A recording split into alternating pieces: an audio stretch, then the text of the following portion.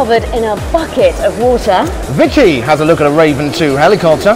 And three of us disagree over the 13thJune. Yeah, we certainly did. Welcome to AeroExpo London. We are coming to you live, hopefully across the internet at the moment. This is the first time we've tried this on fullflap.tv, doing a live session like this. We've got 3 interviews coming up live. We've got loads of stuff from around the show. If you want to ask a question, then you can see just below the actual screen you're watching on at the moment, you'll see there's a little chat box to put any questions you want in there, and we will put them to our live guests straight away on that.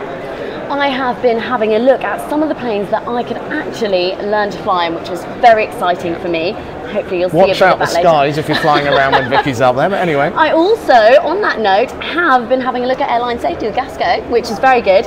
And I've been getting a look at some of the helicopters too, which hopefully we'll bring you a bit later. Right, looking forward to that. As I say, the actual frame rate on this might be a little bit slow. It is very much an experiment for us for the first time. So hopefully you can hear the audio crystal clear, and we will do our best to entertain you over the next about 30 minutes or something like that.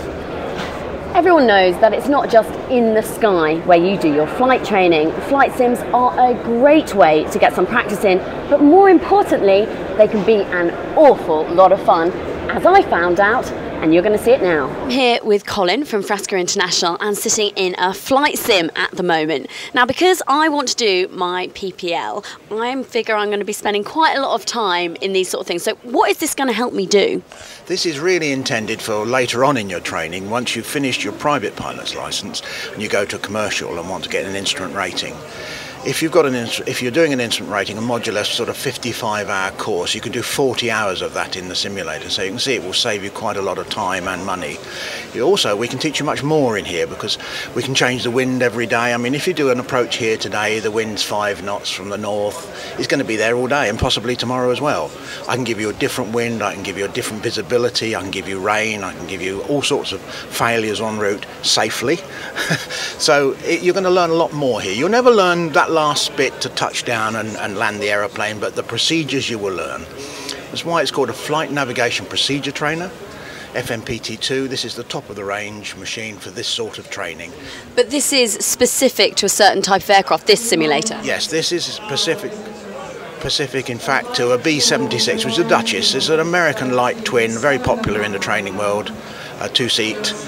Well, it's a 4-seat aeroplane, but an occasional 4-seat if you like, but it's a very popular aeroplane used for training. Lots of the schools use them, and this is based on that. But this is a reconfigurable machine. I can change the overlay on the panel and change the throttle box, the switch panel, to make it a different type. It takes me about 4 minutes to change the aircraft type. Okay, so it's quite quick and easy to use. Yes. Well, even though I've never flown one before, I think we should have a go at landing. Okay. How many miles out are we at the moment? We're currently on the DMS. It's 3.5 nautical miles. The nautical mile is slightly bigger than the statute mile. It's going to take us about a minute and a bit to get down from here.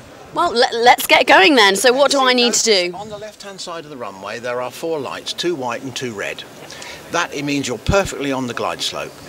If you get too many white lights, 4 white lights for example, you're too high. If you get too many red lights, you're too low. So you want to try and keep it as 2 red and 2 white. You control the aeroplane by moving the stick backwards and forwards. You go up and down. Left and right is just like a car there, and you need to try and coordinate your turns, but we won't worry about this at the moment. We'll just see if we can find a runway first, shall we? Okay, let's go for it then. I am ready. I'm going to defreeze it. It takes about 3 seconds to sort of liven itself up again. And let's hope I don't crash. Oh, so how many different flights can you do on this sort of simulator? Oh, well, you can do a complete gambit. I say a whole 40 hours of training on it, from basic instrument tracking to and from a beacon down to. You're getting a little bit low now. You want to pull back a little bit on the stick because you've got now 3 reds, and slightly to the right. You need to turn. Okay. That's enough. Ooh. Put the wings again. You'll drift back onto the. Oh, will I? Oh, okay. You still need to ease back a little bit on the stick. I'll give you a little bit more power.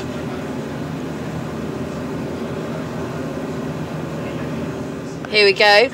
Hoping I'm not going to crash. And so where is this I'm landing at the moment? This is actually Bristol. Okay.